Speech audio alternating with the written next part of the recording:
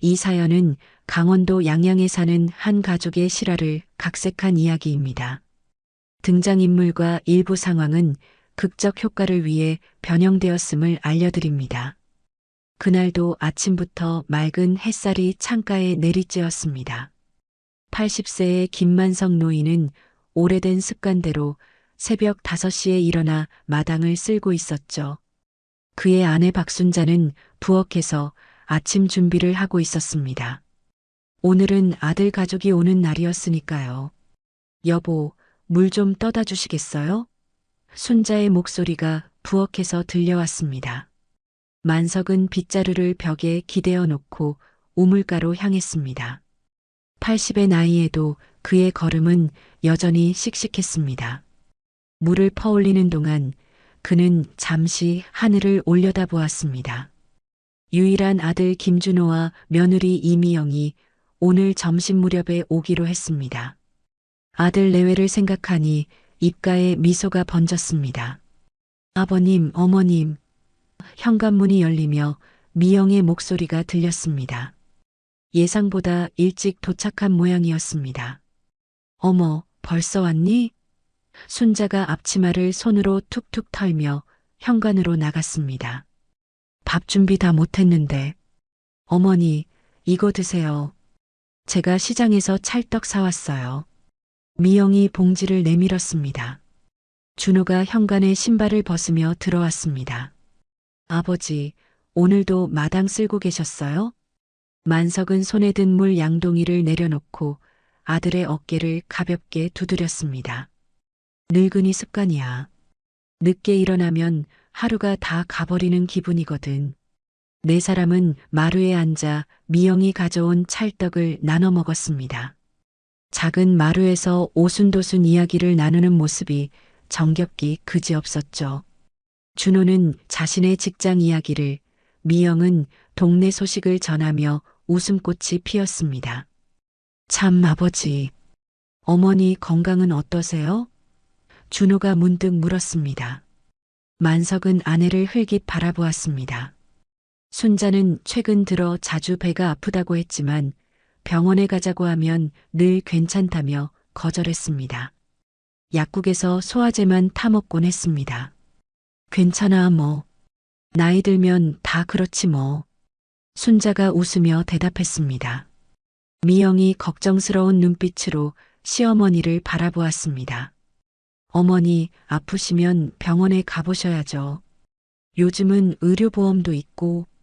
아이고, 뭘 그런 걸 가지고 병원에 가. 돈만 더 나가는데. 순자는 손사래를 쳤습니다. 가족들의 대화는 자연스럽게 이어졌습니다. 하지만 점심을 먹고 난 후 준호의 표정이 갑자기 진지해졌습니다. 만석은 아들의 얼굴에서 무언가 고민이 있음을 직감했습니다. 아버지, 어머니. 사실 오늘은 상의드릴 일이 있어서 왔습니다. 준호가 목을 가다듬었습니다. 만석과 순자는 아들의 말에 귀를 기울였습니다. 준호는 손을 비비며 말을 이어갔습니다. 제가 요즘 작은 사업을 시작하려고 하는데 초기 자금이 좀 필요해서요. 사업? 만석이 되물었습니다. 네, 친구와 함께 소규모 인테리어 회사를 차리려고 합니다. 요즘 집 꾸미는 일이 많아서 괜찮은 기회라고 생각해요. 순자가 걱정스러운 눈으로 아들을 바라보았습니다. 얼마나 필요한데? 5천만 원 정도요. 준호의 말에 노부부의 표정이 굳어졌습니다. 만석은 깊은 한숨을 내쉬었습니다. 농사일을 하다 은퇴한 그에게 5천만 원은 감히 상상할 수 없는 금액이었습니다. 통장에는 겨우 생활비로 쓸 200만 원 정도가 전부였죠. 아들아. 만석이 어렵게 입을 열었습니다. 아버지가 도와주고 싶지만 우리에겐 그런 돈이 없구나. 미안하다. 준호의 얼굴색이 순간 변했습니다. 기대에 찬 눈빛이 실망으로 바뀌었습니다. 하지만 곧 표정을 감추며 억지로 웃었습니다. 아, 네. 괜찮습니다. 제가 다른 방법을 알아볼게요. 대화의 분위기는 급격히 차가워졌습니다. 준호와 미영은 평소보다 일찍 자리를 털고 일어났습니다. 오늘은 일이 있어서 먼저 가봐야 할 것 같아요. 준호가 서둘러 말했습니다. 벌써? 좀 더 이따 가지. 순자가 아쉬워했지만 준호는 이미 신발을 신고 있었습니다. 다음에 또 올게요, 어머니. 미영이 시어머니의 손을 잡고 인사했습니다. 만석은 현관까지 아들을 배웅했습니다. 준호야, 아버지가 정말 미안하구나. 아니에요, 아버지. 저희가 알아서 할게요. 준호는 더 이상 아버지의 눈을 바라보지 않았습니다. 아들 내외가 떠나고 만석은 마당에 홀로 서서 그들이 탄 차가 사라지는 모습을 바라보았습니다. 가슴 한구석이 묵직하게 아파왔습니다. 아들을 도와주지 못하는 무력감, 그것이 노인의 어깨를 무겁게 짓눌렀습니다. 만석은 마당 한켠에 놓인 낡은 의자에 몸을 기대며 깊은 한숨을 내쉬었습니다. 아들 내외가 떠난 후 집안에는 묘한 침묵이 감돌았습니다. 눈에 보이지 않는 무거운 공기가 그와 순자 사이에 자리 잡은 듯 했죠. 여보, 너무 마음 쓰지 마세요. 순자가 만석의 어깨를 가볍게 두드리며 말했습니다. 우리가 형편이 안 되는 걸 어쩌겠어요. 만석은 순자의 손을 잡아 쥐었습니다. 50년을 함께한 아내의 손은 거칠고 주름졌지만 여전히 따뜻했습니다. 준호 얼굴색이 변하는 걸 봤어? 왜 그렇게 급하게 돈이 필요한지. 혹시 빚이라도 있는 건 아닐까? 설마요. 준호가 그런 애였으면 벌써 티가 났을 텐데. 순자는 남편을 안심시키려 했지만 그녀의 목소리에도 걱정이 묻어났습니다. 그날 밤 만석은 좀처럼 잠이 오지 않았습니다. 천장을 바라보며 아들의 표정을 떠올렸습니다. 사업자금이라고 했지만 준호의 눈빛에서는 다른 무언가를 읽은 것 같았습니다. 절박함, 그리고 숨겨진 비밀 같은 것 말이죠. 여보, 잠이 안 와요? 옆에 누운 순자가 물었습니다. 응, 준호 생각을 하니 마음이 편치 않네. 순자는 잠시 침묵했다가 조심스럽게 말을 꺼냈습니다. 사실, 우리 집 팔면 어떨까요? 만석은 벌떡 일어나 앉았습니다. 뭐라고? 이 집을? 네, 이 집 팔고 작은 아파트로 이사하면 돈이 좀 남을 텐데. 그걸로 준호 사업 자금도 도와주고. 안 돼. 만석의 목소리는 평소보다 단호했습니다. 이 집은 우리가 평생 일해서 장만한 거야.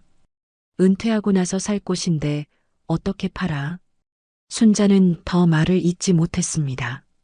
그녀도 이 집에 대한 애착이 컸습니다. 30살부터 모아온 돈으로 40대 중반에 겨우 장만한 보금자리였으니까요. 하지만 아들을 돕고 싶은 마음도 간절했습니다. 다음 날 아침 순자는 평소보다 일찍 일어나 밭에 나갔습니다. 작은 텃밭에서 가꾸는 채소로 반찬거리를 마련하곤 했죠. 만석은 아내가 부엌에 없는 것을 보고 텃밭으로 향했습니다. 여보, 아침 안 먹고 밭에 나왔어요? 만석이 텃밭 가장자리에 서서 물었습니다. 순자는 대답 없이 고추를 따고 있었습니다. 만석이 가까이 다가가자 순자가 갑자기 허리를 펴며 얼굴을 찡그렸습니다. 괜찮아요?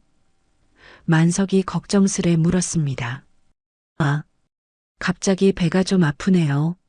순자는 배를 감싸 쥐었습니다. 또 아파? 병원에 가보자, 이제. 만석이 순자의 팔을 잡았습니다.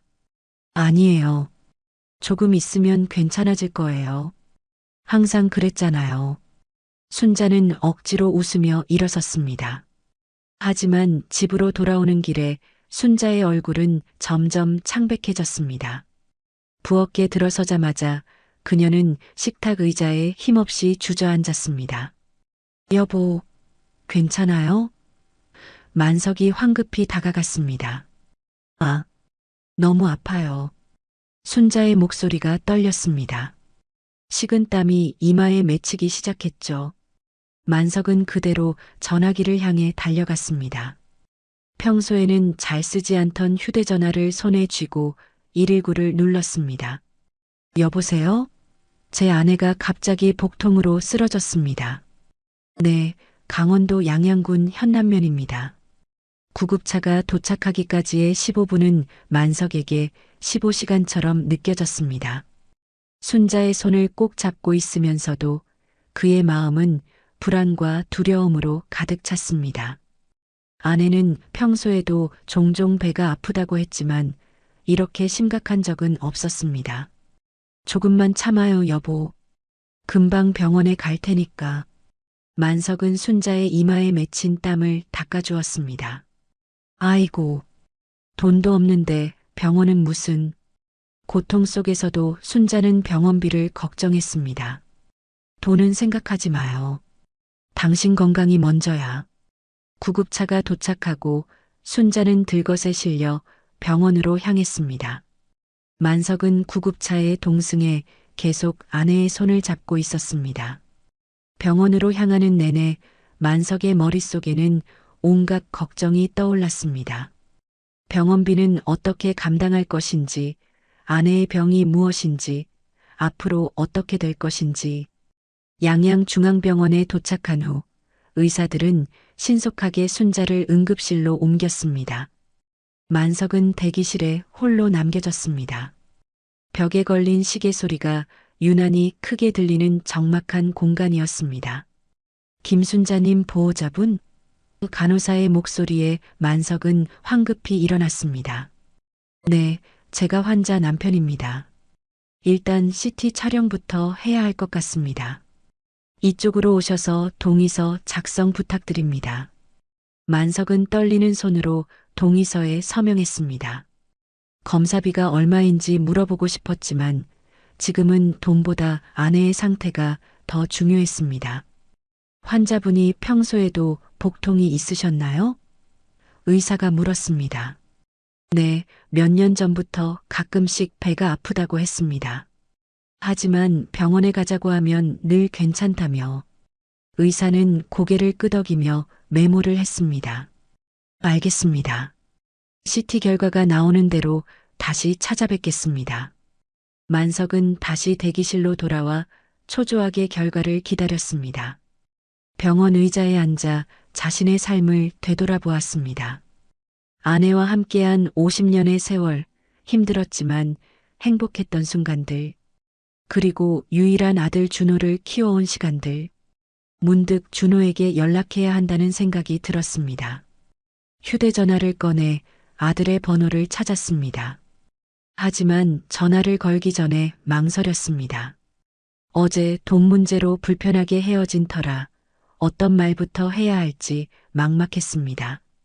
결국 만석은 일단 검사 결과를 기다려보기로 했습니다. 김순자님 보호자분? 3시간 후 의사가 다시 만석을 찾았습니다. 네. 만석은 벌떡 일어나 의사 앞으로 다가갔습니다. 의사의 표정이 심각했습니다. 만석의 가슴이 철렁 내려앉았습니다.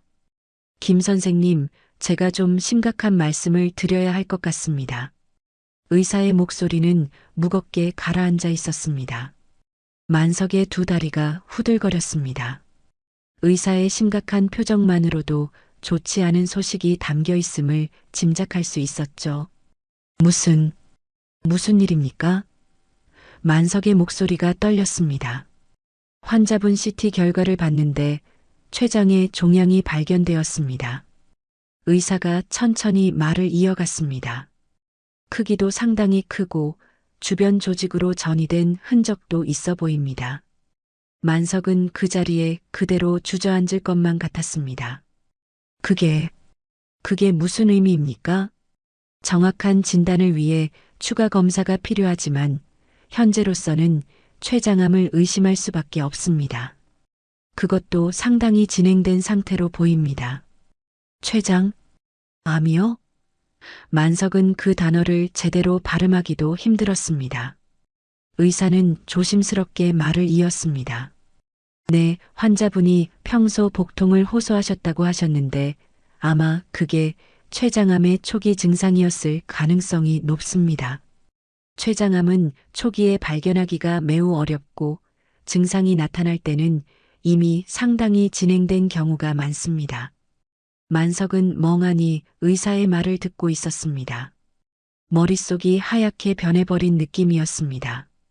아내가 암에 걸렸다니, 그것도 췌장암이라니, 누구나 한 번쯤은 들어봤을 무서운 암이었습니다. 지금 저희 아내를 볼 수 있을까요? 만석이 간신히 말을 이었습니다. 네, 물론입니다. 지금은 진통제를 맞고 잠시 안정을 취하고 계십니다. 이쪽으로 오시죠. 병실로 향하는 복도는 유난히 길게 느껴졌습니다. 만석은 마치 꿈을 꾸는 듯한 기분으로 의사를 따라갔습니다.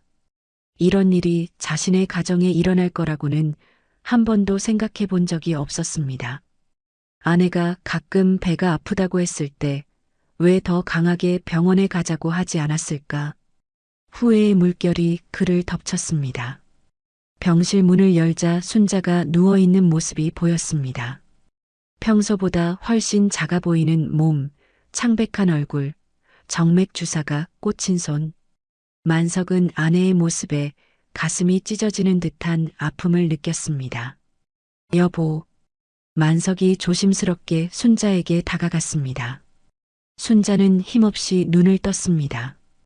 여보 왔어요? 응 왔어. 많이 아파? 만석은 순자의 손을 조심스럽게 잡았습니다. 지금은 괜찮아요. 주사 맞고 나니까 통증이 좀 가라앉았어요. 순자의 목소리는 약했지만 여전히 따뜻했습니다. 의사 선생님이 뭐라고 하던가요? 만석은 잠시 망설였습니다. 아내에게 진실을 말해야 할지 아니면 숨겨야 할지. 하지만 언젠가는 알게 될 사실이었습니다. 검사를 더 해봐야 정확하게 안 돼. 하지만 의사 선생님이 췌장에 문제가 있다고 했어. 만석은 암이라는 단어를 차마 입 밖에 내지 못했습니다. 순자는 그 말의 의미를 이해한 듯 했습니다. 그녀의 눈에 슬픔이 깃들었지만 놀랍게도 평온함도 함께 있었습니다. 그렇구나. 난 왜 그런지 알았어요. 이 통증이 보통 통증이 아니란 걸. 순자가 작은 목소리로 말했습니다. 만석은 더 이상 눈물을 참을 수 없었습니다. 아내 앞에서 강한 모습을 보여주려 했지만 그의 어깨가 무너져 내렸습니다. 여보, 내가 미안해. 더 일찍 병원에 데려오지 못해서. 아니에요, 여보. 내가 고집을 부린 거지요. 나이 들면 다 아프다고 생각했으니까. 순자가 만석의 손을 꼭 쥐었습니다. 돈 걱정 많이 했죠? 병원비 얼마나 들까? 돈은 걱정하지 마. 어떻게든 해결할게. 만석은 단호하게 말했습니다. 비록 그가 어떻게 병원비를 감당할지 막막했지만 아내의 건강이 최우선이었습니다. 의사는 더 정확한 진단을 위해 추가 검사가 필요하다고 했습니다. 만석은 모든 검사에 동의했고 다음 날까지 검사가 계속되었습니다. 그리고 마침내 최종 진단이 내려졌습니다. 김 선생님, 검사 결과가 나왔습니다. 의사가 사무실에서 만석을 맞이했습니다. 안타깝게도 환자분은 췌장암 4기로 진단되었습니다. 만석은 그 말을 듣는 순간 세상이 무너지는 느낌이었습니다. 4기요? 네, 암이 주변 장기와 림프절로 전이된 상태입니다. 췌장암은 일반적으로 발견이 늦어 예후가 좋지 않은 편인데 의사는 말을 잠시 멈추었다가 다시 이어갔습니다. 정 선생님의 경우 현재 상태로는 항암 치료를 시도해 볼 수 있지만 완치를 기대하기는 어렵습니다. 얼마나 남았습니까? 만석은 간신히 입을 열었습니다. 환자마다 다르지만 통계적으로는 6개월에서 1년 정도로 봅니다. 6개월에서 1년. 그 짧은 시간이 만석에게는 영원처럼 느껴졌습니다. 50년을 함께 살아온 아내와의 남은 시간이 그렇게 짧다니. 치료비는 얼마나 들까요? 만석이 떨리는 목소리로 물었습니다. 의사는 대략적인 비용을 설명했습니다. 항암 치료, 방사선 치료, 입원비, 약값까지 모두 합치면 상당한 금액이었습니다. 의료보험이 있다고 해도 만석과 순자의 노후 자금으로는 감당하기 힘든 액수였습니다. 병실로 돌아가는 길에 만석은 어떻게 이 상황을 헤쳐나갈지 고민했습니다. 가장 먼저 아들에게 연락해야 했습니다. 어제의 불편한 기억이 있었지만 지금은 그런 것을 신경 쓸 때가 아니었습니다. 만석은 병원 로비의 벤치에 앉아 아들에게 전화를 걸었습니다. 몇 번의 신호음 후에 준호의 목소리가 들렸습니다. 아버지, 무슨 일이세요? 만석은 잠시 목이 메었습니다. 어떻게 이 끔찍한 소식을 전해야 할지. 준호야, 네 어머니가 병원에 입원했다. 네, 어머니가요? 무슨 일이에요? 준호의 목소리에 걱정이 묻어났습니다. 어머니가 췌장암 사기래. 의사 선생님이 그러는데 시간이 얼마 안 남았대. 만석의 목소리가 떨렸습니다. 전화기 너머로 준호의 숨소리가 들렸습니다. 잠시 침묵이 흐른 후 준호가 충격에 찬 목소리로 말했습니다. 뭐라고요? 암이라고요? 그게 말이 됩니까? 나도 믿기지 않아. 하지만 의사 선생님이 여러 검사를 다 해봤대. 틀림없다고. 만석은 더 이상 말을 잇지 못했습니다. 아버지, 제가 지금 당장 가겠습니다. 어느 병원이에요? 양양중앙병원이야. 알겠습니다. 곧 가겠습니다. 준호의 목소리는 진심으로 걱정스러웠습니다. 전화를 끊고 만석은 다시 병실로 향했습니다. 순자에게 진실을 말해야 했습니다. 비록 가슴 아픈 진실이지만 아내는 알 권리가 있었습니다. 병실에 들어서자 순자는 창밖을 바라보고 있었습니다. 침대에 누운 그녀의 모습이 더없이 나약해 보였습니다. 여보, 의사 선생님이 뭐라고 하던가요? 순자가 만석을 보자마자 물었습니다. 만석은 아내의 침대 옆에 앉았습니다. 순자의 손을 꼭 잡고 최대한 차분하게 말했습니다. 췌장암이래요. 사기라고. 순자의 눈에서 눈물이 흘렀습니다. 하지만 그녀의 표정은 의외로 평온했습니다. 마치 오래전부터 예감했던 일이 현실이 된 것처럼 말이죠. 그렇구나. 얼마나 남았대요? 순자가 조용히 물었습니다. 만석은 아내의 직설적인 질문에 가슴이 찢어지는 듯 했습니다. 의사 선생님 말로는 6개월에서 1년 정도라고. 순자는 고개를 끄덕였습니다. 눈물이 뺨을 타고 흘러내렸지만 그녀는 손으로 닦지 않았습니다. 괜찮아요, 여보. 살 만큼 살았어요. 우리 준호도 다 컸고. 무슨 소리야? 만석이 격정적으로 말했습니다. 살 만큼 살다니 아직 우리 갈 길이 멀어. 손주도 봐야지, 여행도 더 다녀야지. 순자는 만석의 손을 꼭 쥐었습니다. 여보, 사람 일은 어떻게 될지 모르는 거예요. 내가 좀 일찍 가는 것뿐이지. 만석은 더 이상 눈물을 참을 수 없었습니다. 평생 강한 모습만 보여왔던 그였지만 지금은 아내 앞에서 흐느끼고 있었습니다. 순자는 오히려 만석을 위로했습니다. 여보, 울지 마세요. 내가 있을 때 많이 웃어주세요. 당신 울면 내가 더 슬퍼요. 순자의 말에 만석은 억지로 눈물을 닦았습니다. 준호에게 전화했어. 곧 올 거야. 만석이 말했습니다. 순자의 얼굴에 미소가 번졌습니다. 그래요? 다행이네요. 준호 얼굴 보고 싶었는데 두 사람은 잠시 침묵 속에 손을 맞잡고 있었습니다. 50년 부부 생활 동안 이런 위기는 처음이었습니다. 가난도 겪었고 힘든 일도 많았지만 죽음을 앞둔 것은 달랐습니다. 이별을 준비하는 시간, 그것은 너무나 가혹했습니다. 여보, 병원비 걱정 많이 했죠? 순자가 문득 물었습니다. 만석은 고개를 저었습니다. 돈은 걱정하지 마. 어떻게든 될 거야. 우리 집이라도 팔아야 하나. 순자의 말에 만석은 단호하게 고개를 저었습니다. 그런 생각하지 마. 준호가 도와줄 수도 있고. 그때 병실 문이 열리고 준호와 미영이 급하게 들어왔습니다. 준호의 얼굴은 창백했고 미영은 눈이 붉게 부어 있었습니다. 어머니, 준호가 순자의 침대로 달려왔습니다. 아이고, 우리 아들. 순자는 아들을 보자 눈물을 참지 못했습니다. 준호는 어머니의 손을 잡고 흐느꼈습니다. 어머니, 괜찮으세요?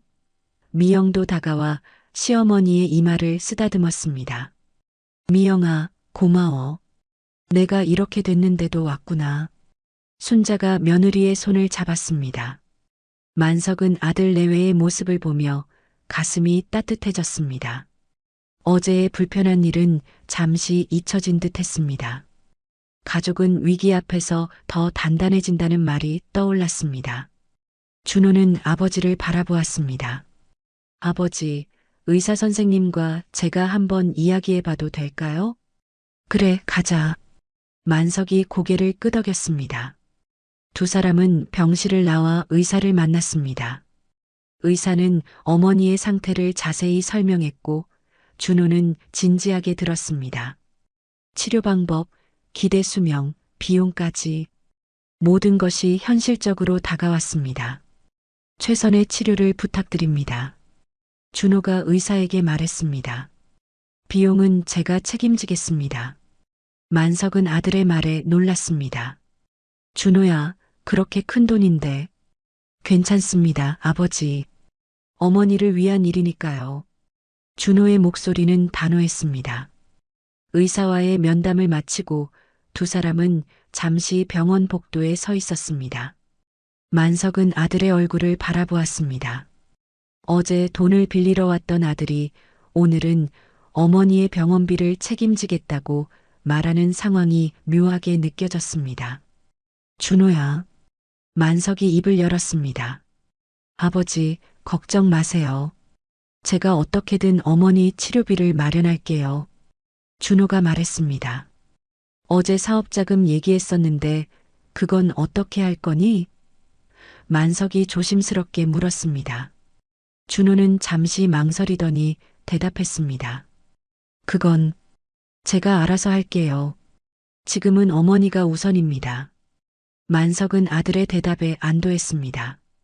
어제의 급박했던 모습과는 달리 지금의 준호는 진정으로 어머니를 걱정하는 것 같았습니다.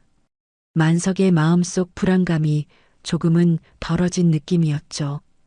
병실로 돌아오니 미영이 순자의 이야기를 들으며 미소 짓고 있었습니다. 평범한 일상의 이야기였지만 지금은 그 어떤 대화보다 소중하게 느껴졌습니다. 여보, 의사 선생님이 뭐라고 하시던가요? 순자가 만석에게 물었습니다. 만석은 아들을 바라보았습니다. 준호가 대신 대답했습니다. 어머니, 걱정 마세요. 좋은 치료법이 있대요. 제가 모든 비용을 책임질게요. 순자는 아들의 말에 눈물을 글썽였습니다. 우리 아들, 고마워. 그날 밤 준호와 미영은 늦게까지 병실에 남아 있었습니다.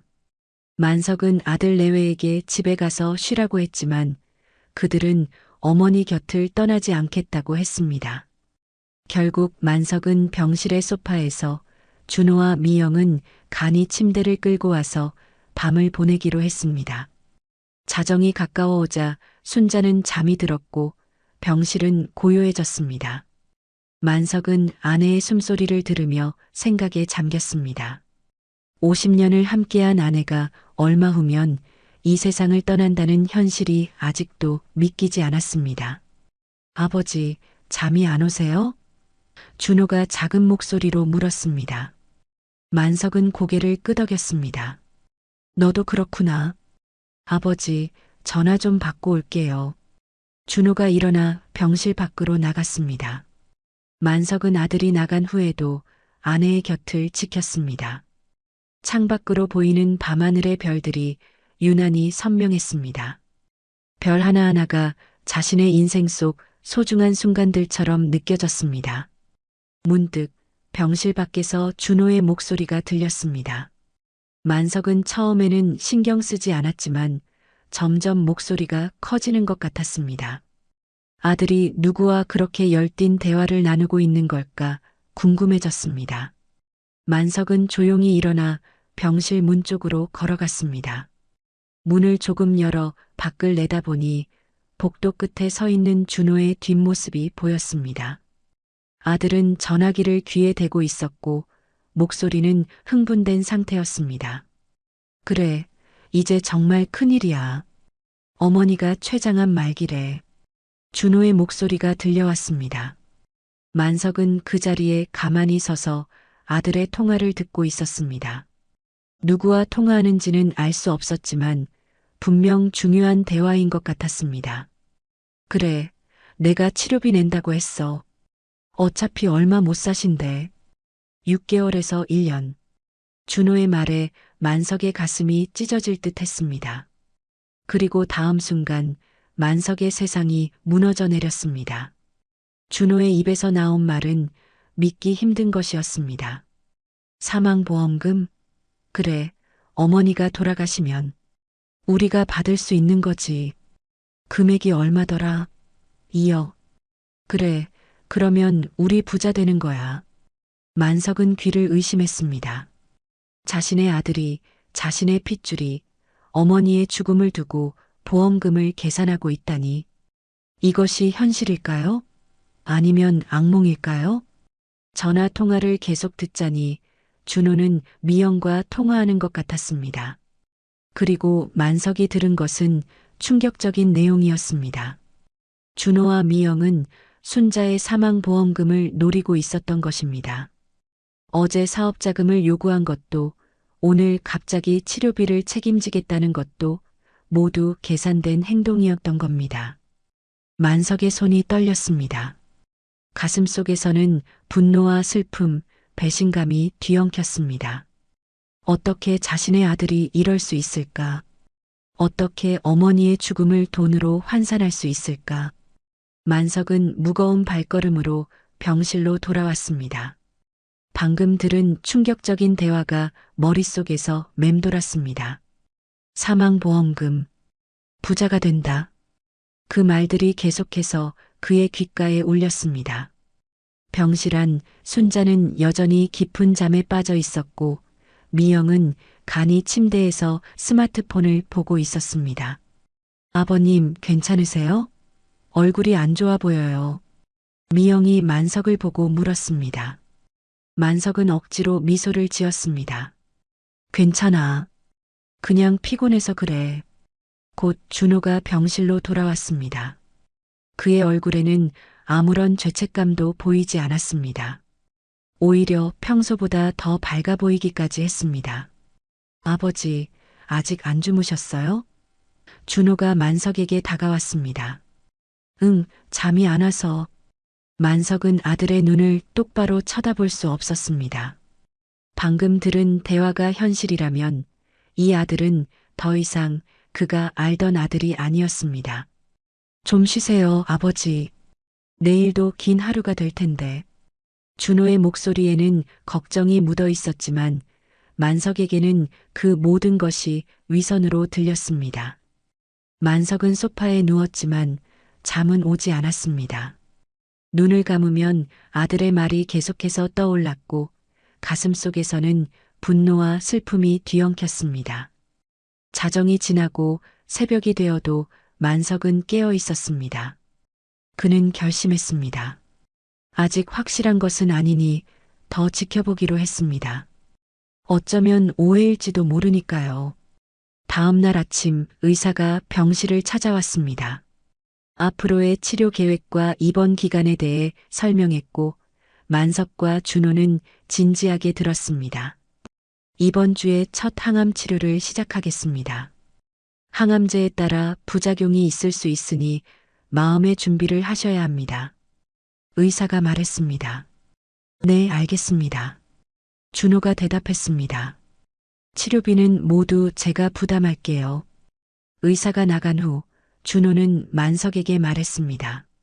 아버지, 저랑 미영이는 오늘 집에 좀 다녀와야 할 것 같아요. 옷도 갈아입고 어머니 필요한 물건도 가져올게요. 그래, 다녀와라. 만석이 대답했습니다. 준호와 미영이 나가자 병실에는 만석과 순자만 남았습니다. 순자는 아침 식사를 하고 있었지만 식욕이 없어 보였습니다. 여보, 밥 좀 드세요. 만석이 걱정스럽게 말했습니다. 순자는 억지로 숟가락을 들었습니다. 아니에요. 입맛이 없어요. 만석은 아내의 손을 잡았습니다. 아내에게 아들의 통화 내용을 말해야 할지 고민이었습니다. 하지만 지금 순자의 상태로는 그런 충격적인 소식을 감당하기 어려울 것 같았습니다. 여보, 혹시 만석이 조심스럽게 입을 열었습니다. 우리 준호가 보험금 같은 걸 타게 되나요? 순자는 의아한 표정으로 만석을 바라보았습니다. 보험금이요? 아, 제가 몇 년 전에 준호 이름으로 보험에 들었던 것 같아요. 그 애가 어려운 일 있을 때 도움되라고. 만석의 가슴이 철렁 내려앉았습니다. 그럼 준호의 말이 사실이었던 겁니다. 순자의 사망 시 준호가 보험금을 받게 되는 거였습니다. 얼마나 되는지 알아요? 만석이 물었습니다. 글쎄요. 정확히는 모르겠어요. 준호가 알지 않을까요? 순자가 대답했습니다. 만석은 더 이상 묻지 않았습니다. 그의 머릿속에서는 이미 여러 가지 생각이 교차하고 있었습니다. 오후가 되자 준호와 미영이 돌아왔습니다. 그들은 순자의 옷과 필요한 물건들을 가져왔고 병실의 분위기는 한결 나아진 듯 했습니다. 하지만 만석의 마음속에는 여전히 의심과 불안이 자리 잡고 있었습니다. 어머니, 이거 드세요. 제가 어머니 좋아하시는 과일 주스 만들었어요. 미영이 순자에게 컵을 건넸습니다. 고마워, 우리 며느리. 순자가 미소 지으며 주스를 받았습니다. 만석은 준호와 미영의 행동을 유심히 관찰했습니다. 겉으로 보기에는 진심으로 순자를 걱정하는 것 같았지만 만석은 이제 그 진심을 의심하지 않을 수 없었습니다. 그날 저녁 간호사가 와서 순자의 상태를 체크하고 약을 주고 갔습니다. 준호는 아버지에게 말했습니다. 아버지, 오늘 밤은 제가 어머니 곁에 있을게요. 아버지는 집에 가서 좀 쉬세요. 아니야, 내가 있을게. 만석이 단호하게 말했습니다. 아버지, 계속 여기 계시면 건강이 안 좋아지실 거예요. 하루만이라도 집에서 편하게 주무세요. 준호가 설득했습니다. 결국 만석은 준호의 말에 따라 집에 가기로 했습니다. 하지만 그의 마음은 불안했습니다. 집을 나서기 전 만석은 순자에게 다가가 이마에 키스했습니다. 여보, 내일 아침에 올게요. 만석이 속삭였습니다. 네, 여보. 푹 쉬어요. 순자가 미소 지었습니다. 병원을 나서는 만석의 발걸음은 무거웠습니다. 집으로 향하는 버스 안에서 그는 계속해서 아들의 통화 내용을 떠올렸습니다. 사망보험금. 우리가 부자 되는 거야. 그 말들이 머릿속에서 맴돌았습니다. 집에 도착한 만석은 잠을 이루지 못했습니다. 새벽 3시 그는 결국 다시 옷을 입고 병원으로 향했습니다. 가슴속의 불안감을 떨쳐버릴 수 없었습니다. 병원에 도착하자 이상하게도 준호의 차가 보이지 않았습니다. 만석은 빠른 걸음으로 병실로 향했습니다. 병실 문을 열자 놀랍게도 준호와 미영은 없었고 간호사 한 명이 순자의 상태를 체크하고 있었습니다. 제 아들은 어디 갔나요? 만석이 간호사에게 물었습니다. 아, 두 분이 1시간 전에 나가셨어요. 급한 일이 있다고 하셨는데 간호사가 대답했습니다. 만석은 놀랐습니다. 밤중에 무슨 급한 일이 있었을까요? 그는 순자에게 다가갔습니다. 다행히 아내는 잠들어 있었고 상태는 안정적이었습니다. 만석은 병실 소파에 앉아 준호의 귀환을 기다렸습니다. 하지만 시간이 흘러도 준호와 미영은 돌아오지 않았습니다. 아침이 밝아오고 의사가 회진을 왔을 때도 그들의 모습은 보이지 않았습니다. 여보, 준호는 어디 갔어요? 깨어난 순자가 물었습니다.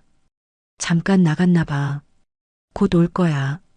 만석은 거짓말을 했습니다. 아내를 걱정시키고 싶지 않았습니다. 오전 10시 만석의 휴대전화가 울렸습니다. 화면에는 준호라는 이름이 떠 있었습니다. 준호야, 어디 갔었니? 만석이 전화를 받자마자 물었습니다. 아버지. 준호의 목소리가 떨렸습니다. 죄송합니다. 어젯밤에 급한 일이 생겨서. 무슨 일인데? 만석이 물었습니다. 그게 지금 설명하기 어렵습니다. 오후에 병원에 가겠습니다. 준호가 말했습니다. 만석은 더 묻지 않았습니다. 그는 이미 확신하고 있었습니다. 준호와 미영이 어젯밤에 나간 것은 분명 이유가 있을 것입니다.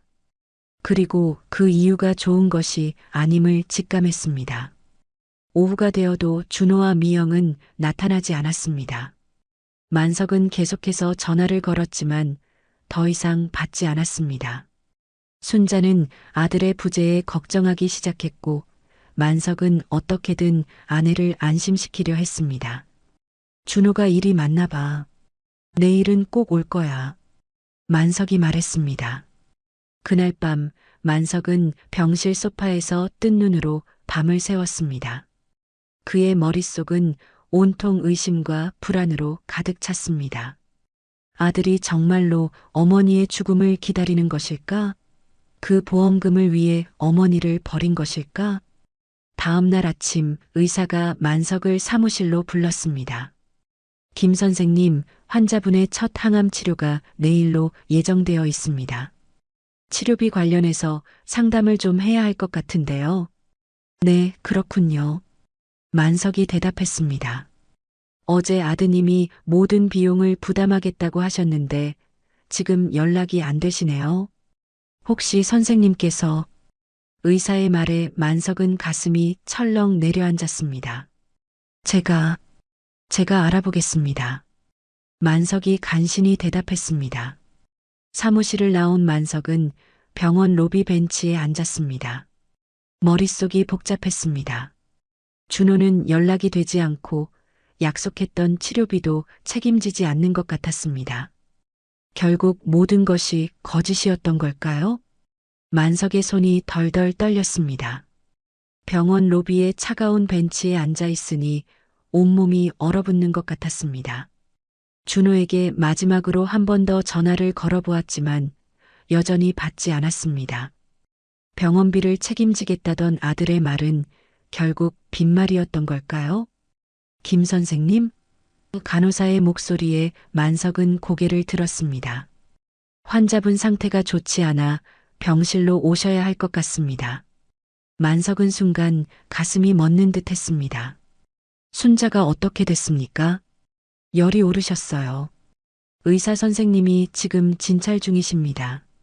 만석은 서둘러 병실로 향했습니다. 문을 열자 의사와 간호사들이 순자 주변에 모여 있었습니다. 순자의 얼굴은 창백했고 이마에는 식은땀이 맺혀 있었습니다. 어떻게 된 겁니까? 만석이 떨리는 목소리로 물었습니다. 의사가 만석을 복도로 불러냈습니다. 환자분이 폐혈증 초기 증상을 보이고 있습니다. 면역력이 약해진 상태에서 감염이 발생한 것 같습니다. 위험합니까?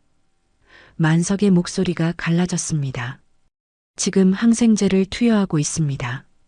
상황을 지켜봐야 합니다만 암 환자에게 폐혈증은 상당히 위험할 수 있습니다. 만석은 온몸에 힘이 빠졌습니다. 그는 벽에 기대어 섰습니다. 살려주십시오, 선생님. 제발, 최선을 다하겠습니다. 의사가 만석의 어깨를 토닥였습니다. 그런데 치료비 문제는 제가 해결하겠습니다. 만석이 단호하게 말했습니다. 비록 어떻게 해결할지 막막했지만 지금은 아내의 생명이 우선이었습니다. 병실로 돌아와 순자의 손을 잡자 그녀는 희미하게 눈을 떴습니다. 여보, 여기 있어요, 여보. 걱정 마세요. 만석이 아내의 손을 꼭 쥐었습니다. 준호는 어디 있어요? 순자의 목소리는 바람에 흔들리는 낙엽처럼 희미했습니다. 만석은 잠시 망설였습니다. 진실을 말해야 할까? 아니면 거짓말을 해야 할까? 준호가 곧 올 거예요. 순자는 희미하게 미소 지었습니다. 그리고 다시 눈을 감았습니다. 만석은 그 자리에 무릎을 꿇고 아내의 손을 붙잡은 채 눈물을 흘렸습니다. 갑자기 들려오는 심장 모니터의 경고음에 만석은 화들짝 놀랐습니다. 간호사님, 의사 선생님, 만석이 외쳤습니다. 순식간에 의료진이 병실로 몰려들었고 만석은 밖으로 밀려났습니다. 복도에서 그는 떨리는 다리로 간신히 서 있었습니다. 눈앞이 캄캄해졌습니다.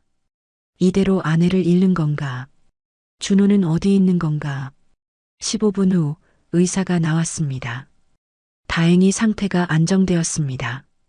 하지만 앞으로 24시간이 고비입니다. 만석은 안도의 한숨을 내쉬었습니다. 감사합니다, 선생님. 다시 병실로 들어가니 순자는 산소 마스크를 쓰고 있었습니다. 의식은 있었지만 매우 약해 보였습니다. 만석은 아내 곁에 앉아 밤을 지새웠습니다. 그는 몇 번이고 준호에게 전화를 걸었지만 여전히 연락이 되지 않았습니다. 새벽이 되자 만석은 어떤 결심을 했습니다. 그는 집에 있는 통장을 가지고 오기로 했습니다. 비록 얼마 안 되는 돈이지만 지금 당장 병원비를 해결해야 했습니다. 간호사님, 잠시 집에 다녀오겠습니다. 제 아내를 부탁드립니다. 만석이 간호사에게 말했습니다. 집으로 향하는 버스 안에서 만석은 깊은 생각에 잠겼습니다. 50년을 함께한 아내가 지금 죽음의 문턱에 서 있는데 자식은 보험금을 노리며 연락도 없습니다. 이 현실이 너무 잔인하게 느껴졌습니다. 집에 도착한 만석은 서랍에서 통장을 꺼냈습니다. 잔고는 겨우 200만 원. 병원비를 감당하기에는 턱없이 부족했습니다. 그는 집안을 둘러보았습니다. 팔 수 있는 물건이 있을까? 하지만 낡은 가구들과 오래된 살림살이로는 큰 돈을 만들기 어려웠습니다. 그때 문득 아내가 항상 소중히 간직하던 금반지가 생각났습니다. 결혼할 때 장만한 금반지와 목걸이, 그리고 친정어머니에게 물려받은 금귀걸이까지. 순자는 그것들을 평생 소중히 간직했고 어려울 때도 절대 팔지 않았습니다. 미안해요, 여보. 만석은 옷장 깊숙한 곳에서 작은 나무 상자를 꺼냈습니다. 그 안에는 순자의 소중한 장신구들이 있었습니다. 만석은 그것들을 모두 가방에 넣고 집을 나섰습니다. 금은방에서 장신구들을 팔고 500만 원을 받은 만석은 곧바로 병원으로 향했습니다. 그의 마음은 무거웠지만 지금은 아내의 생명이 가장 중요했습니다.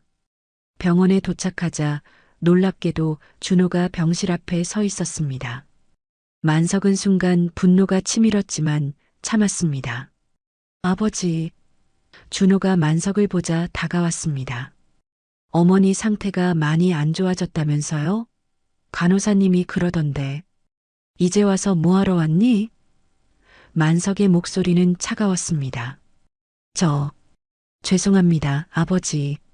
갑자기 급한 일이 생겨서. 준호가 말을 더듬었습니다. 급한 일? 내 어머니가 죽어가고 있는데 무슨 일이 그보다 더 급했니?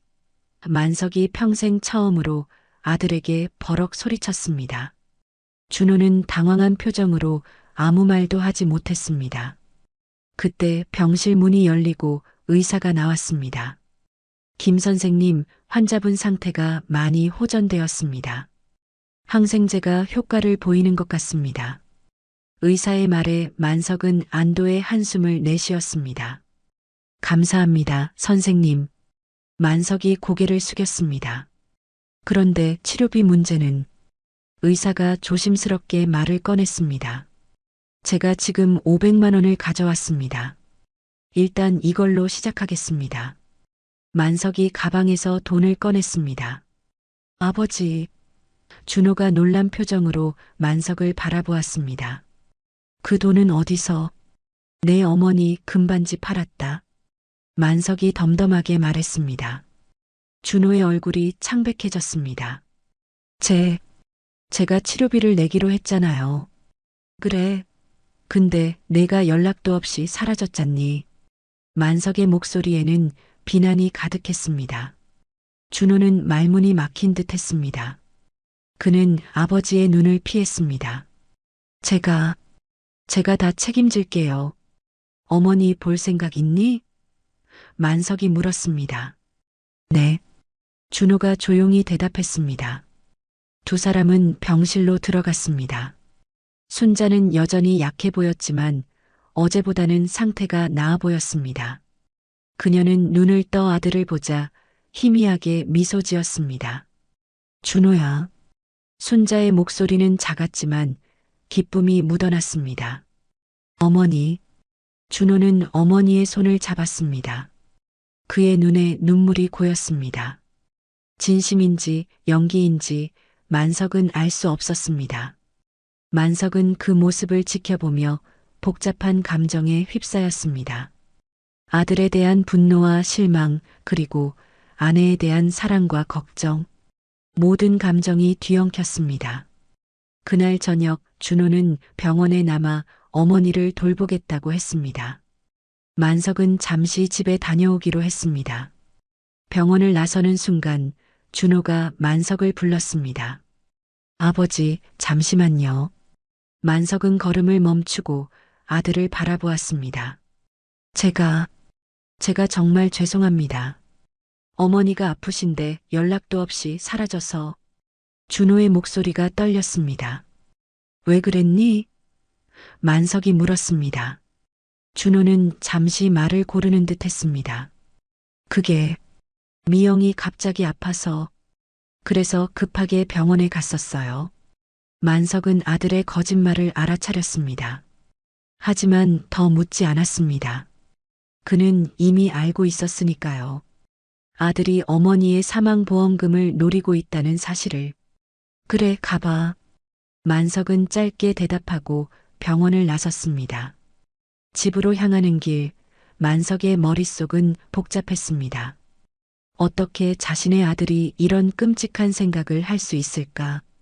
어떻게 어머니의 죽음을 돈으로 환산할 수 있을까? 만석은 아들에 대한 실망과 분노로 가슴이 찢어질 것 같았습니다. 집에 도착한 만석은 오래된 서랍장을 열었습니다. 그 안에는 오래전 준호가 어린 시절 쓰던 물건들이 고이 보관되어 있었습니다. 첫 신발, 첫 책가방, 유치원 졸업장, 모두 소중한 추억이었습니다. 만석은 그것들을 하나하나 꺼내보며 과거의 순간들을 떠올렸습니다. 어떻게 그 순수했던 아이가 이런 어른이 되었을까? 만석은 자신의 양육 방식을 돌아보았습니다. 뭐가 잘못된 걸까? 어디서부터 잘못된 걸까? 만석의 눈에 띈 것은 오래된 보험 증서였습니다. 순자가 10년 전쯤 가입한 보험이었습니다. 만석은 그것을 펼쳐보았고 놀라운 사실을 발견했습니다. 수익자가 준호로 되어 있었고 사망보험금은 2억 원이었습니다. 만석은 그제서야 아들이 말했던 2억이 무엇을 의미하는지 깨달았습니다. 만석은 보험 증서를 읽어내려가며 천천히 숨을 내쉬었습니다. 손가락으로 수익자 란에 적힌 김준호라는 이름을 쓸어내렸습니다. 그리고 사망보험금 액수 2억 원을 다시 한번 확인했습니다. 모든 것이 분명해졌습니다. 준호가 전화통화에서 말했던 그 돈, 그리고 그가 어머니의 치료비를 갑자기 책임지겠다고 나섰던 이유. 이게 다 돈 때문이었구나. 만석의 목소리가 텅 빈 집안에 메아리 쳤습니다. 갑자기 분노가 치밀어 올랐습니다. 만석은 보험 증서를 손에 꼭 쥐고 거실 한가운데 서 있었습니다. 그의 머릿속에서는 수많은 생각들이 뒤엉켰습니다. 아들의 배신, 아내의 병, 그리고 앞으로 다가올 불확실한 미래. 모든 것이 그를 짓눌렀습니다. 내가 어떻게 해야 하지? 만석은 자문했습니다. 침대에 앉아 한참을 생각한 후 만석은 결심했습니다. 그는 옷을 갈아입고 집을 나섰습니다. 목적지는 근처의 법률사무소였습니다. 비록 늦은 시간이었지만 그는 내일 아침 일찍 문을 열자마자 들어갈 생각이었습니다. 그날 밤 만석은 병원 소파에서 밤을 보냈습니다. 순자는 여전히 약한 상태였지만 의사는 상태가 호전되고 있다고 했습니다. 준호는 아버지가 오자 어색한 표정으로 인사했습니다. 아버지, 저는 이만 가볼게요. 내일 아침 일찍 다시 올게요. 준호가 말했습니다. 만석은 고개만 끄덕였습니다. 그는 아들과 대화하고 싶지 않았습니다. 아니, 더 정확히는 아직 때가 아니라고 생각했습니다. 다음 날 아침 만석은 순자가 깨기 전에 조용히 병실을 나섰습니다. 그의 발걸음은 법률사무소를 향했습니다. 문이 열리자마자 그는 안으로 들어갔습니다. 무엇을 도와드릴까요? 젊은 변호사가 물었습니다. 제 아내의 보험 수익자를 변경하고 싶습니다. 만석이 단호하게 말했습니다.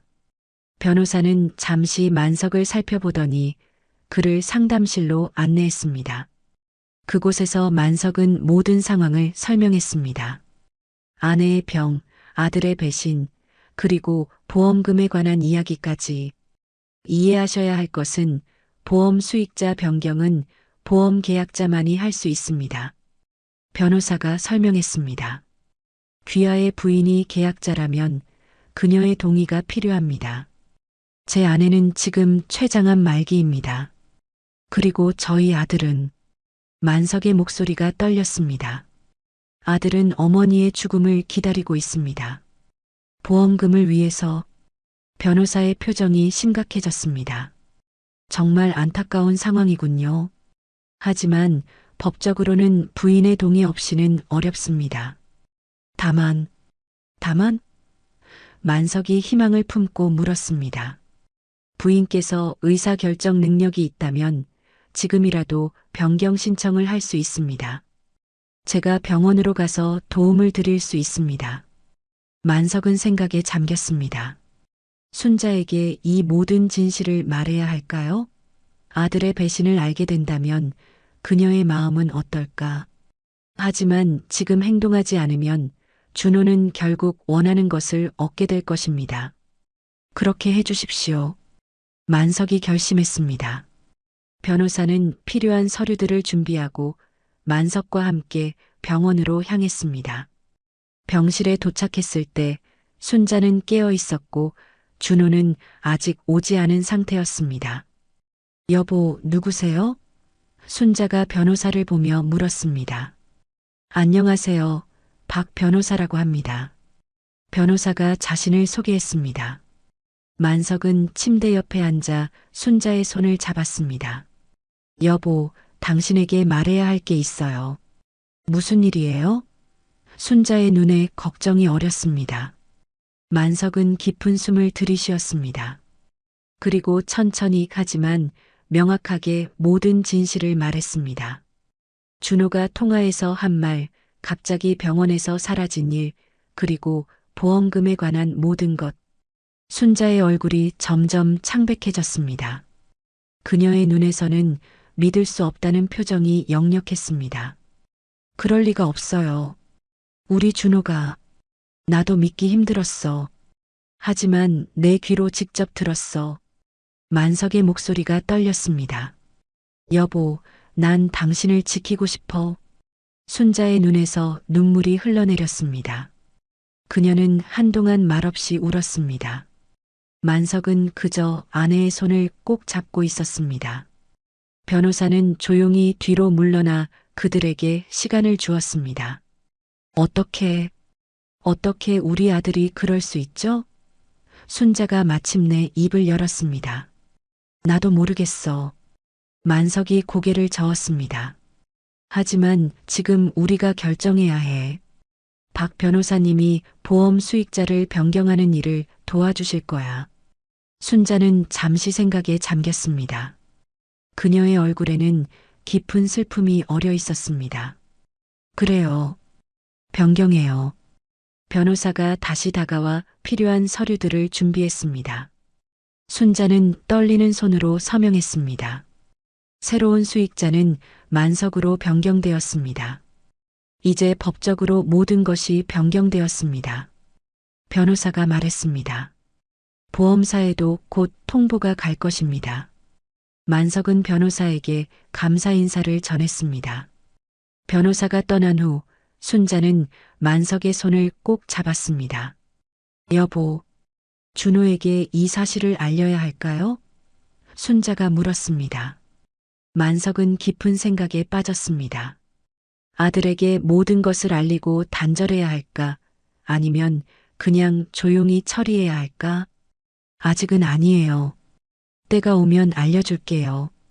그날 오후 준호가 병실에 도착했습니다. 그는 어머니에게 꽃다발을 건네며 환하게 웃었습니다. 하지만 만석과 순자의 눈에는 이제 그 미소가 가식적으로 보였습니다. 어머니, 오늘은 기분이 어떠세요? 준호가 물었습니다. 괜찮아, 아들. 순자의 목소리는 평소보다 차가웠지만 준호는 눈치채지 못한 것 같았습니다. 만석은 아들을 지켜보며 분노를 사겼습니다. 그는 아직 때가 아니라고 생각했습니다. 모든 것이 준비되기 전까지는 평소처럼 행동하기로 했습니다. 그날 저녁 준호는 다시 병원을 떠났습니다. 그가 떠난 후 만석은 순자에게 다가가 그녀의 이마에 키스했습니다. 여보, 이제 어떻게 해야 할까요? 순자가 물었습니다. 걱정 마세요. 내가 다 처리할게요. 만석의 목소리에는 결연함이 깃들어 있었습니다. 다음 날 만석은 은행을 찾았습니다. 그는 자신의 계좌를 확인하고 모든 자산을 정리했습니다. 비록 많은 돈은 아니었지만 그는 모든 것을 아내의 치료와 남은 시간을 위해 쓰기로 결심했습니다. 은행 일을 마치고 병원으로 돌아오는 길에 만석은 문득 준호의 집에 들르고 싶어졌습니다. 아들과 며느리가 어떤 대화를 나누고 있는지, 어떤 계획을 세우고 있는지 알고 싶었습니다. 준호의 아파트 앞에 도착한 만석은 잠시 망설였습니다. 하지만 그의 발걸음은 이미 아파트 현관을 향하고 있었습니다. 인터폰을 누르려는 순간 아파트 현관문이 열리고 미영이 나왔습니다.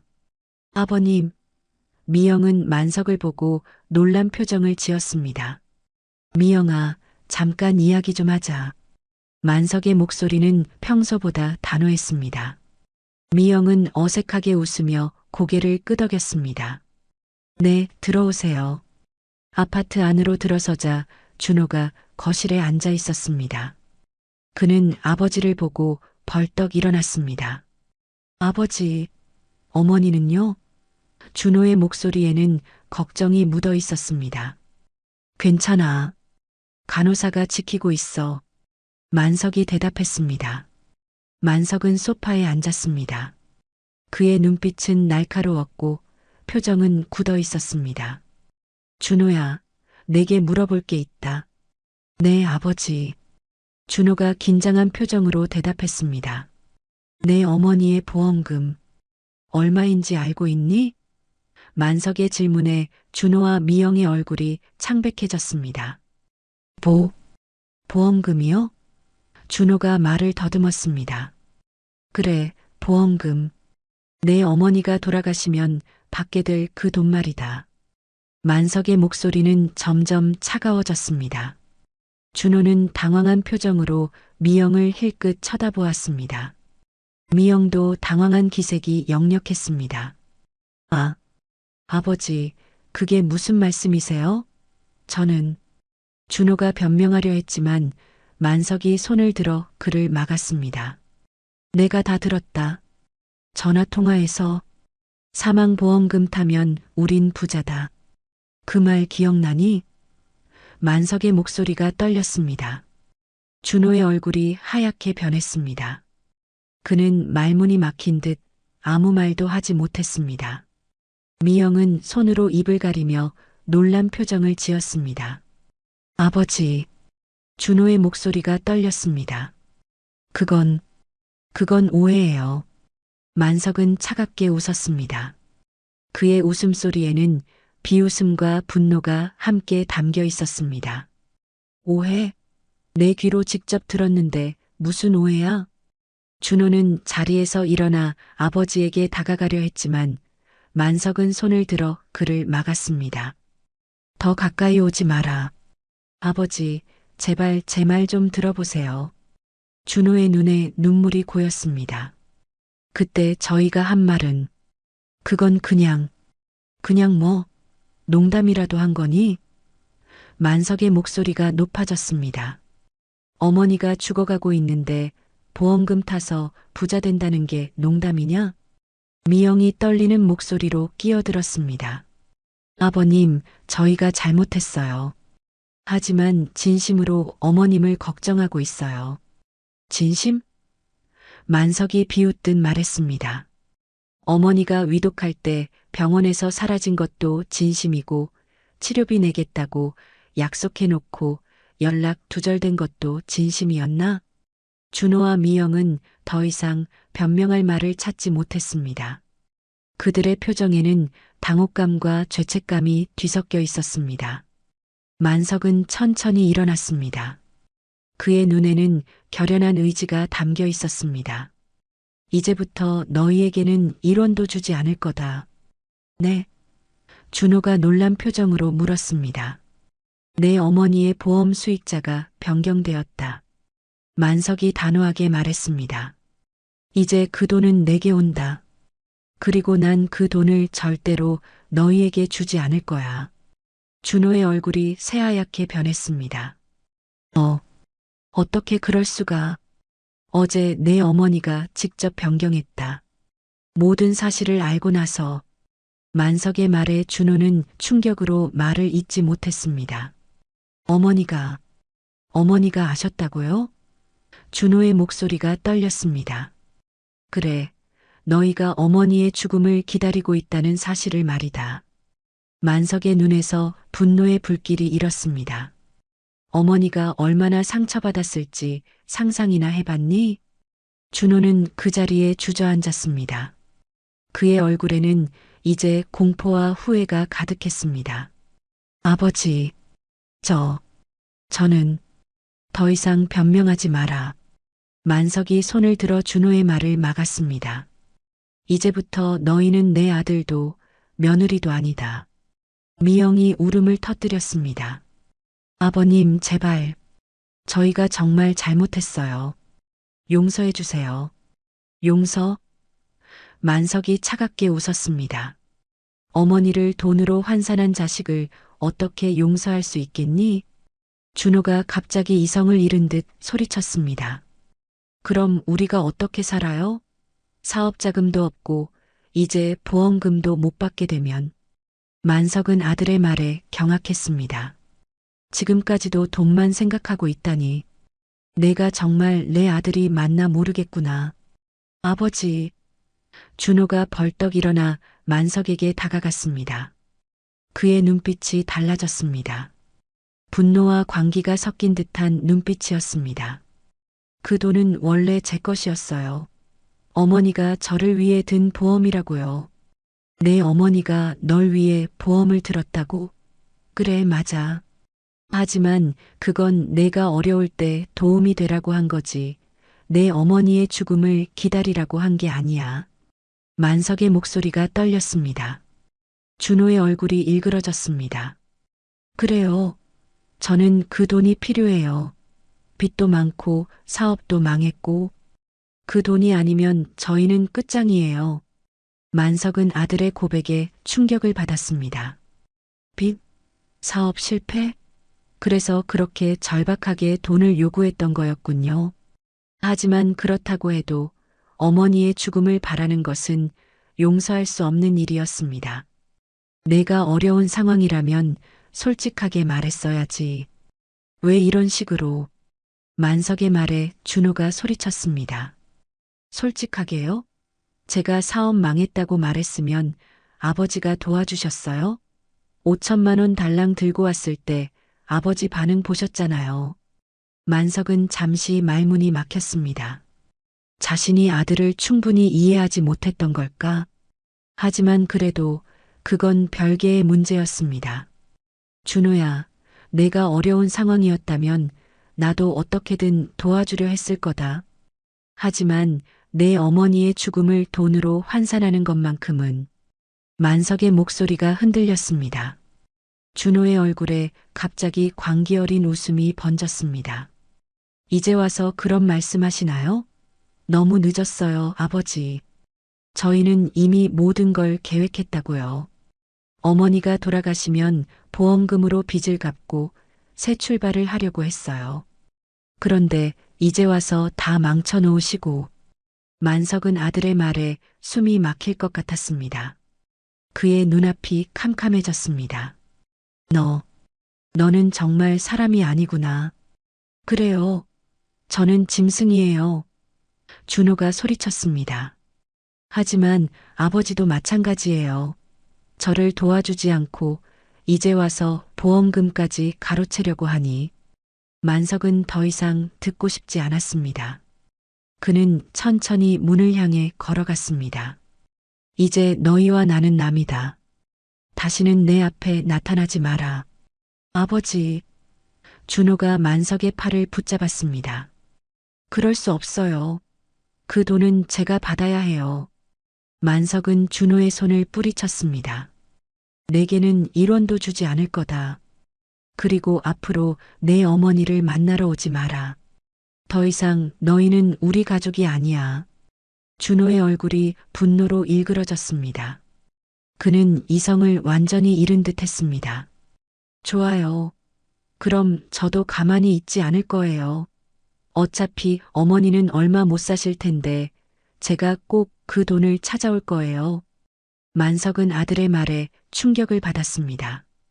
이것이 정말 자신의 아들인가? 만석은 더 이상 말없이 문을 열고 나갔습니다. 뒤에서 준호의 분노에 찬 외침이 들렸지만 그는 돌아보지 않았습니다. 병원으로 돌아오는 길 만석의 마음은 무거웠습니다. 그는 50년을 함께한 아내와 앞으로 남은 시간을 소중히 보내기로 결심했습니다. 그리고 절대로 아들에게는 어떤 것도 남기지 않기로 했습니다. 병실에 도착하자 순자는 깨어 있었습니다. 그녀의 얼굴은 창백했지만 눈빛은 맑았습니다. 여보, 갔다 왔어요? 순자가 만석을 보며 미소 지었습니다. 만석은 아내의 침대 옆에 앉았습니다. 네, 다녀왔어요. 준호는요? 순자가 물었습니다. 만석은 잠시 망설였습니다. 아내에게 아들과의 대화를 모두 말해야 할까? 하지만 그는 아내를 더 이상 슬프게 하고 싶지 않았습니다. 준호에게 모든 것을 말했어요. 만석이 조심스럽게 말했습니다. 순자의 눈에 눈물이 고였습니다. 어떻게 반응했어요? 예상대로였어요. 만석은 자세한 내용은 말하지 않았습니다. 이제 우리는 준호와 연을 끊을 거예요. 순자는 천천히 고개를 끄덕였습니다. 그녀의 눈에서 눈물이 흘러내렸지만 그녀의 표정은 의외로 평온해 보였습니다. 그래요. 그게 맞을 것 같아요. 여보, 괜찮아요? 만석이 걱정스럽게 물었습니다. 네. 처음에는 믿기 힘들었지만 이제는 받아들였어요. 순자가 만석의 손을 꼭 잡았습니다. 우리 준호가 어쩌다 저렇게 됐을까요? 만석은 아내를 위로하기 위해 그녀의 손을 꼭 쥐었습니다. 우리가 뭘 잘못한 걸까요? 아니에요, 여보. 우리 잘못이 아니에요. 순자가 만석의 손을 감싸 쥐었습니다. 사람은 자기 선택에 책임을 져야 해요. 준호는 스스로 선택한 거예요.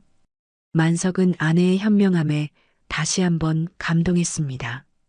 죽음을 앞두고도 아들의 배신을 알고도 그녀는 여전히 강했습니다. 여보, 남은 시간 우리 둘이서 행복하게 보내요. 만석이 말했습니다. 순자는 미소 지었습니다. 네, 여보. 우리 행복하게 보내요.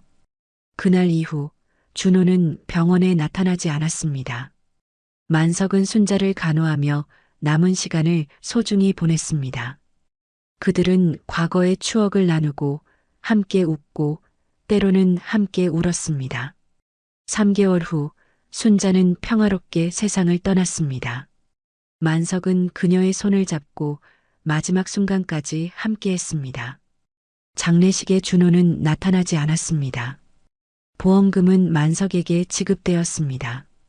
그는 그 돈으로 아내의 치료비를 갚고 나머지는 지역 암환자 지원재단에 기부했습니다. 1원도 자신을 위해 사용하지 않았고 물론 준호에게도 주지 않았습니다. 아내가 떠난 후 만석은 조용히 삶을 이어갔습니다. 때로는 준호를 그리워하기도 했지만 그는 결코 연락하지 않았습니다. 준호도 마찬가지였습니다. 1년 후 만석은 우연히 동네 시장에서 미영을 마주쳤습니다. 그녀는 만석을 보자 놀란 표정을 지었습니다. 아버님, 미영이 조심스럽게 말을 걸었습니다. 만석은 잠시 그녀를 바라보았습니다. 준호는 어떻게 지내니? 저희 이혼했어요. 미영의 목소리가 떨렸습니다. 준호 씨가 빚 때문에 도박에 빠졌고 저는 더 이상 함께할 수 없었어요. 만석은 담담하게 고개를 끄덕였습니다. 그는 이미 예상했던 일이었습니다. 그래. 아버님, 정말 죄송합니다. 그때 저희가 미영의 눈에 눈물이 고였습니다. 만석은 손을 들어 그녀의 말을 막았습니다. 이제 다 지난 일이야. 너도 이제 새 삶을 살아라. 미영은 고개를 숙이고 눈물을 훔쳤습니다. 만석은 더 이상 할 말이 없었습니다. 그는 조용히 그녀 곁을 지나쳐 갔습니다. 집으로 돌아오는 길, 만석은 하늘을 올려다보았습니다. 파란 하늘 아래 그는 문득 순자의 목소리가 들리는 것 같았습니다. 여보, 너무 슬퍼하지 마세요. 우리 모두 자기 선택의 결과를 살아가는 거예요. 만석은 미소 지었습니다. 그는 이제 평화를 찾았습니다. 아내를 잃은 슬픔, 아들을 잃은 아픔, 그 모든 것을 받아들이고 앞으로 나아가기로 했습니다. 봄바람이 불어오는 오후, 만석은 순자의 묘소를 찾았습니다. 그는 아내의 묘 앞에 무릎을 꿇고 작은 목소리로 말했습니다. 여보, 잘 지내요? 나는 괜찮아요. 이제 모든 것을 내려놓았어요. 우리 준호도 그 애의 선택을 받아들이기로 했어요. 바람이 불어 묘비 앞에 놓인 꽃들이 살랑거렸습니다. 만석은 그 모습을 바라보며 미소 지었습니다. 아내가 대답하는 것 같았습니다. 여보, 우리 다시 만날 날을 기다릴게요. 만석이 속삭였습니다. 그때까지 편히 쉬어요. 그렇게 만석은 아내의 묘소를 뒤로하고 천천히 걸음을 옮겼습니다. 그의 발걸음은 무겁지만 마음은 이상하게 가벼웠습니다. 이제 그는 모든 것을 내려놓고 남은 인생을 평온하게 살기로 했습니다. 아들에 대한 분노와 배신감도, 아내를 잃은 슬픔도 모든 것을 받아들이고 앞으로 나아가기로 한 것입니다. 그것이 순자가 원했을 방식이라고 만석은 믿었습니다. 용서하지는 않았지만 미워하지도 않기로 했습니다. 그것이 진정한 내려놓음이라고 생각했습니다. 봄날의 따스한 햇살이 만석의 어깨를 비추었습니다. 마치 순자가 그를 위로하는 것 같았습니다. 만석은 미소 지으며 집으로 향했습니다. 오늘도 내일도 그는 아내와의 추억을 간직한 채 하루하루를 소중히 살아갈 것입니다.